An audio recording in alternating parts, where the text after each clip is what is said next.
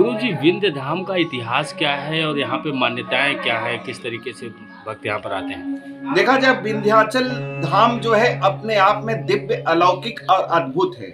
यह स्थान जो है कहा जाता है असंतुलित मानव जीवन को संतुलन प्रदान करने वाला स्थान है।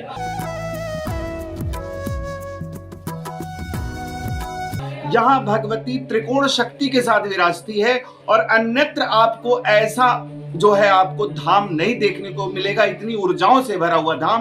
कहते हैं विंध्य क्षेत्रे समम क्षेत्रे नास्ति ब्रह्मांड गोलोके।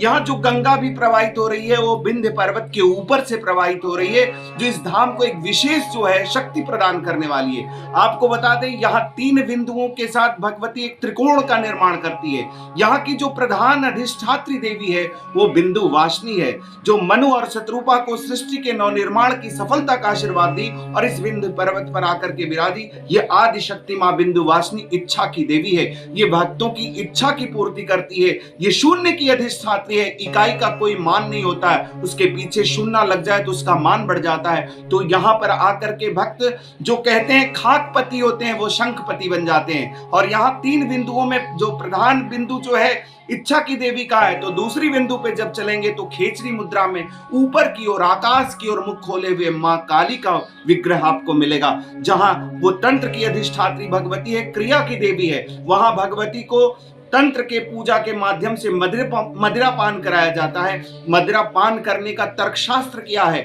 ये भगवती भक्तों को ये संदेश देती है कि तू आ मेरे पास, अपने समस्त विकारों को मेरे मुख में डाल दे और यहाँ से विकार मुक्त होकर के जा। तो ये क्रिया में सुधार करती है दूसरी बिंदु की भगवती त्रिकोण की। तीसरी बिंदु पे जब हम चलते हैं तो वो भगवती जो है द्वापर युग की वो भगवती है, जो कृष्ण अनुजा है, जिसे जो है यहाँ पे माँ अष्टभुजा है, जो भक्तों की अष्टभुजाओं से रक्षा करती है। ये ज्ञान की देवी है, भक्तों के ऊपर ज्ञान की कृपा बरसाती है। अगर आपको माँ अष्टभुजा के मंदिर के वास्तु को देखना हो तो आप मंदिर में जाइए, प्रवेश द्वार से ही आप झुक के जाएंगे। बालिका रूप में माँ के दर्शन होंगे, लेकिन तब तक झुके रहेंगे जब तक कि माँ के चरणों के आशीर्वाद को प्राप्त नहीं कर लेते। और जो ही आशीर्वाद को प्राप्त करेंगे, प्राकृतिक बनावट ऐसी है कि आप दाहिनी ओर मुड़ेंगे सीधे खड़े हो जाएंगे। इतनी दूर का संदेश मिला कि ज्ञान प्राप्त करने के लिए व्यक्ति को झुकना पड़ता है। तो आपने देखा ये इच्छा, क्रिया और ज्ञान का त्रिकोण यहाँ पर विद्यमान है, और यही इच्छा, क्रिया और ज्ञान की त्रिकोण शक्ति यहाँ असंतुलित मानव जीवन को संतुलन प्रदान करती है। जो भी भक्त यहाँ आता है माँ के दरबार में, वो समस्त मनोकामनाओं को पूर्ण करके चला